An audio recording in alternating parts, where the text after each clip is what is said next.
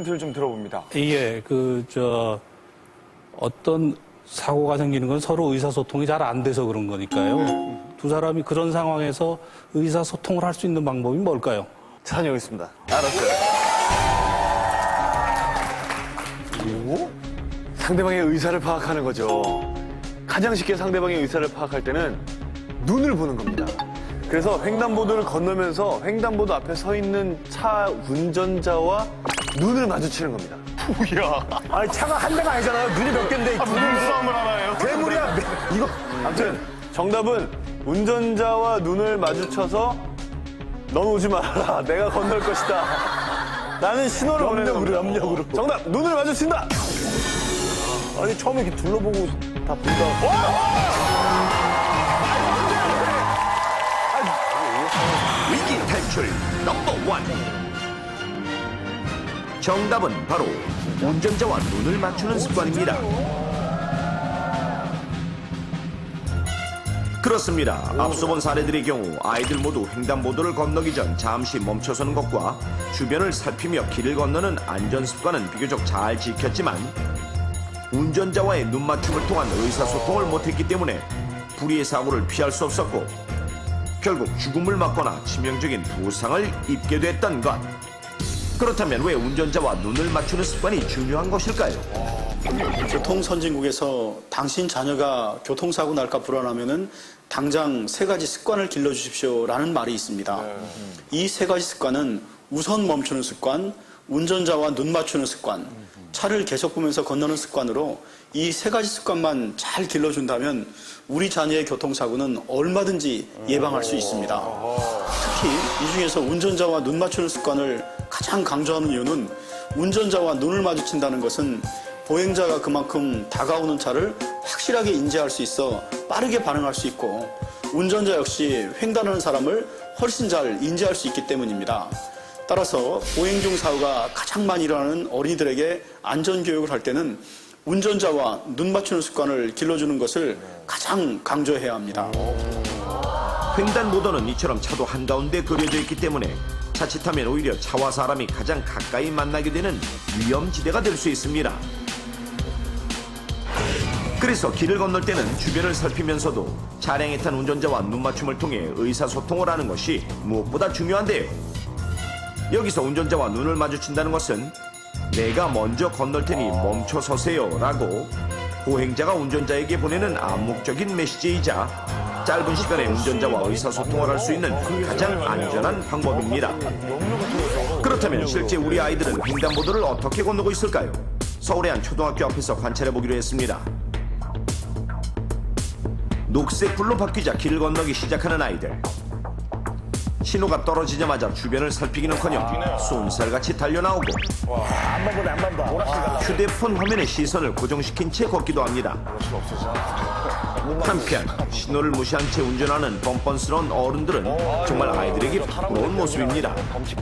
또한 관찰 중에는 신호가 떨어지기도 전에 미리 횡단보도 아래 내려서 있는 강심장의 아이들도 여러 눈에 띄었고 신호를 기다리는 그 짧은 시간이 얼마나 지루했는지 이렇게 기회만 엿보고 있는 아이도 있었습니다.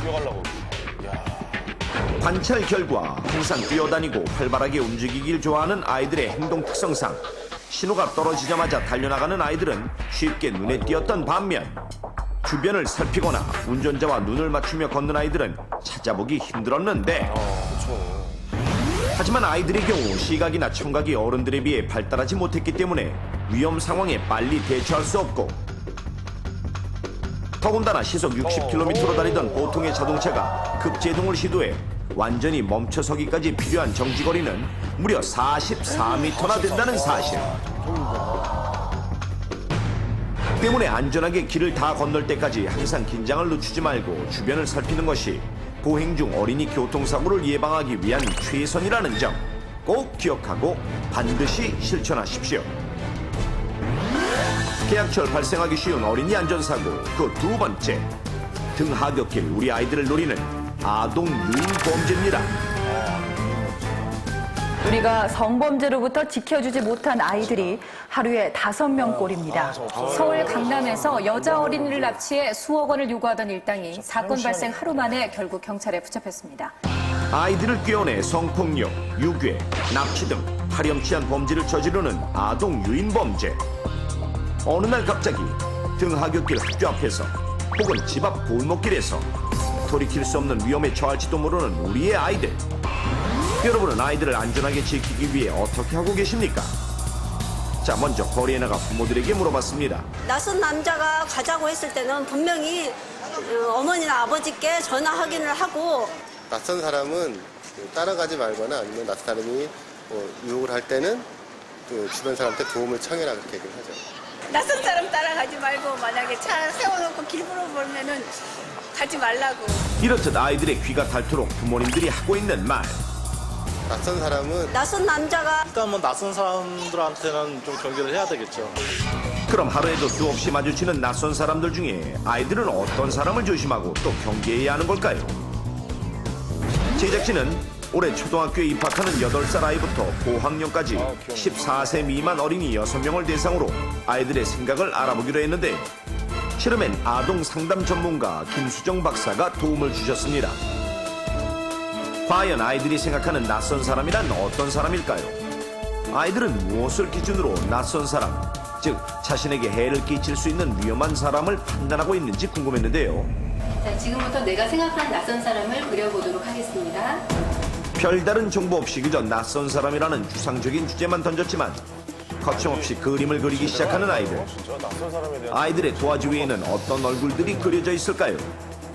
그럼 이제 아이들의 생각을 눈으로 확인해 보겠습니다. 이 아이는 왜 낯선 사람을 이 그림처럼 표현했을까요? 칼과 총을 들고 있어서요. 이어서 살펴본 두 번째 그림. 상처가 많고요. 그리고요, 핸드 붙였고요. 눈이 찢어졌어요.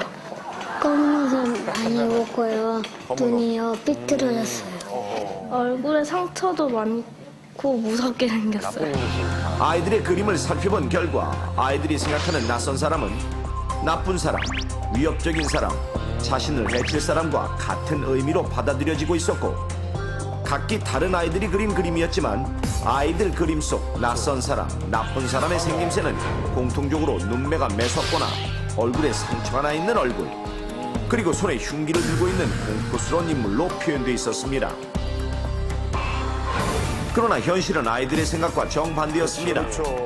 부녀자 7명을 납치한 뒤 처참히 살해한 강호순 그리고 안양 어린이 납치 살해 사건의 정성현 등교하던 8살 여자아이를 유인해 평생 씻기 힘든 상처를 남긴 조두순 이들 모두 인지한 옆집 아저씨와 다를 바 없는 지극히 평범한 얼굴이었지만 그런 가면을 쓰고 말 그대로 인면수심의 범죄를 저질렀다는 사실.